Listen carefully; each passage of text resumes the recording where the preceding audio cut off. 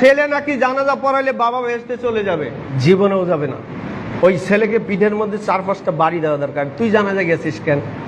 তুই কি আলেম? তুই তো দোয়া কালমা কিচ্ছুই জানিস না, ফজরও পড়ে নাই, জোহরও পড়ে নাই, আসর পড়ে নাই। এবার এই ছেলে যদি জানাজা পড়ে, বাপের অবস্থাটা কি বলেন তো? আরে জানাজা তো ওই ছেলে পড়বে যে ছেলে বাপের আলেম হয়েছে। সেই আপনাদের কেমন উল্টাপাল্টা জানি না। স্ত্রী মরে গেলে নাকি বলে বিধবা, স্বামী বিধবা হয়ে যায়, তালাক হয়ে যায়, স্বামী নাকি আর ওই স্ত্রীকে দেখতে পারে না। এই নিয়ম আপনাদের দেশে আছে না নাই? ফাতেমা রাদিয়াল্লাহু আনহা তাআলা মৃত্যুবরণ করেছেন, আলী রাদিয়াল্লাহু আনহু তাআলা গোসল দিয়েছেন। রাসূল সাল্লাল্লাহু আলাইহি সাল্লাম নিষেধ করেননি কোথাও যে স্বামী মরে গেলে স্ত্রী গোসল দিতে পারবে না, বরঞ্চ স্বামী মারা গেলে স্ত্রী গোসল দেবে, আর স্ত্রী মারা গেলে কে গোসল দেবে? এটা উত্তম, কোনো অসুবিধা নাই। যে আপনি তাকে গোসল দিবেন, প্রথমে ওযু করাবেন, ওযু করে গোসল দিবেন, যা করা দরকার তাই করবেন। গোসল কমপ্লিট করে আবার তাকে ওযু দিবেন, ওযু দিয়ে আবার গোসল দিবেন, আবার ওযু করাবেন, আবার তাকে শেষ গোসল দিবেন।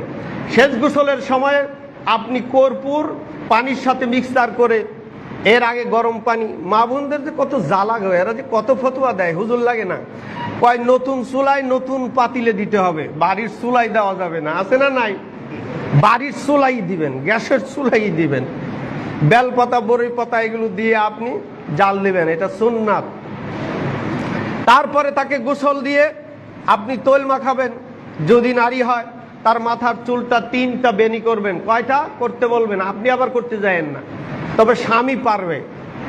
গোসল কমপ্লিট করে মেয়েদের এই সাইডের চুলগুলো একটা বেনি, এই সাইডের চুলগুলো একটা বেনি, পিছনের চুল দিয়ে আরেকটা বেনি, তাহলে কয়টা?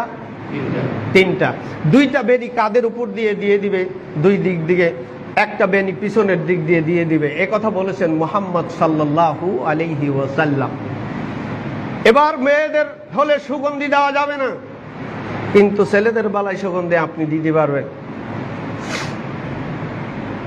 আপনাদের এলাকায় চালু আছে কিনা জানি না, আমাদের এলাকায় ছিল, এখন বন্ধ হয়ে গেছে। কাপড়ের কাপড় কিনতে গেলে গোলাপ জলের বোতল হয় 3টা, আছে না? লাইনে দাঁড়িয়ে গেছে, গোলাপ জল ছিটায়। আমি বলতে চাই, গোলাপ জলের পানি দিয়ে যদি ওযু করে তাহলে কি তার ওযু হবে? গোলাপ জলের পানি কি নাপাক? পাক, কিন্তু জীবনে ওযু করা, গোলাপ জলের পানি দিয়ে ওযু করলেও কি হয় না? পাক হয় না, জায়েজ হয় না, জায়েজ নাই। সেই পিছনে গোলাপ জল মারতেছে পিছে, এটা ঠিক নয়। ওই গোলাপ জল ওই মাঠেই যাবে না, জানাজার মাঠেই যাবে না।